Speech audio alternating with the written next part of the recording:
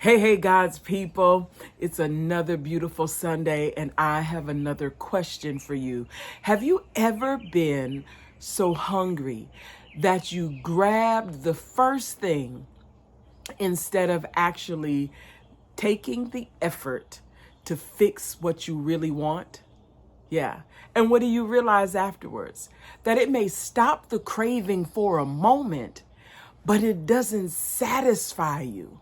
Yeah. So you end up having to go and truly make something afterwards anyway. Instead of, or maybe let me ask you another. What would happen if you just stopped for a second and say, okay, yes, I am hungry, but what do I really want? And then drink some water and actually get or make what you know will satisfy you instead of trying to stop that craving for the moment. Yeah, well, that's what we're going to be talking about today. I'm Nicole Spain White with Pure Dominion Ministries, and we've been digging into Matthew 5, the Beatitudes, and 2 Peter 1, the characteristics of a kingdom citizen or a son and daughter of the living God. So here's the thing. When we're talking about being elected and loaded and becoming, this whole series is about what I need to do to become everything that God has created. Understanding that He chose me from the beginning and then He left me loaded. He equipped me. But it's almost like those seeds that we know, that the seed has everything that it needs on the inside of it. But we have to partner with soil and sun and water for it to be produced. Well, it's the same thing with us. We have to come into agreement with the covenant of God. We have to stand believing, God, you've placed it on the inside of me. Now teach me how to mature in you. Teach me how to cultivate what you've put on the inside of me so that I may become. Yeah. I know that your word declares that you've given me all spiritual blessings in the spirit realm. I know that your word declares that you have given me everything that pertains unto life and godliness through the knowledge of Jesus Christ. But what must I do? How must I participate with you?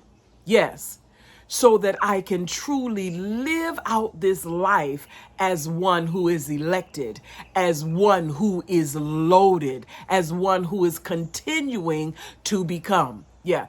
So we're in verse 6 of this Matthew 5, and it talks about blessed are those who hunger and thirst for righteousness, for they shall be filled. And remember, this blessed is this favor of God, right? No matter our circumstances. And so if you haven't been with us throughout this series, please go back and look at them, share them, have a conversation. When is the last time you and your family and your friends had a conversation about the Beatitudes? When is the last time you've had a conversation about how do I cultivate my life into becoming who God has created me to be? These are the kinds of conversations we need to be having, right? Instead of fussing and complaining and all of these things, do all things without complaining, right? So when we now understand this verse, let's look at some definitions, okay?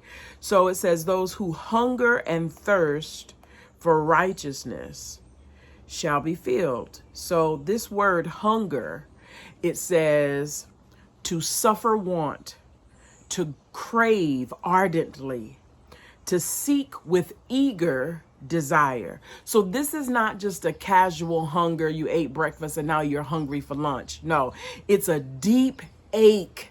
The definition says to drive you to find what you need that will satisfy you, right? This is not a hunger for chips. This is a deep ache. So it says that this craving for righteousness, nothing else will satisfy it. And so in our example, we're talking about recognizing that, yes, we will get hungry spiritually as we are naturally. but that we shouldn't just pick up the first thing that we think will stop the cravings. No, we need to cultivate our appetite so that our desires are for God. Because listen, your hunger will dictate what you reach for, right? Your hunger dictates, okay, I need to get something inside my body. I need to get something that will satisfy my soul. But you have to decide, just like when you're eating in the natural, wait a minute. I know good and well those chips are not, those nuts or whatever it is, it's not just a snack. I need something that's going to satisfy me. That's not going to satisfy me.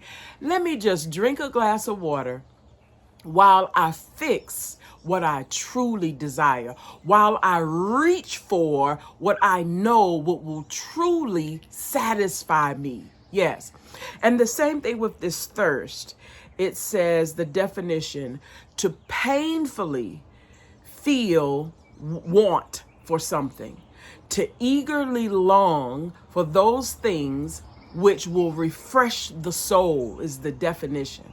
That will refresh, support, and strengthen the soul. So it's this intense, urgent longing, not just for something that you're going to take in and then you're going to be thirsty again, but it's that desire for the presence of God, because God has created us.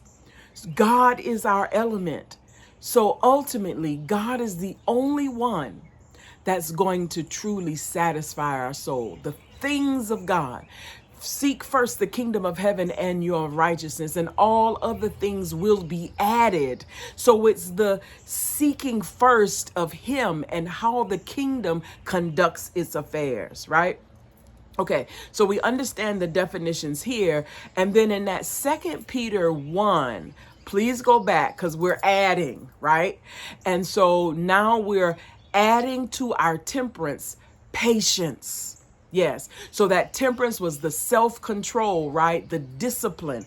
And we're adding to that discipline patience. So let's go back. Now let's look at the definition for, for patience. So patience means this steadfast endurance. Yes.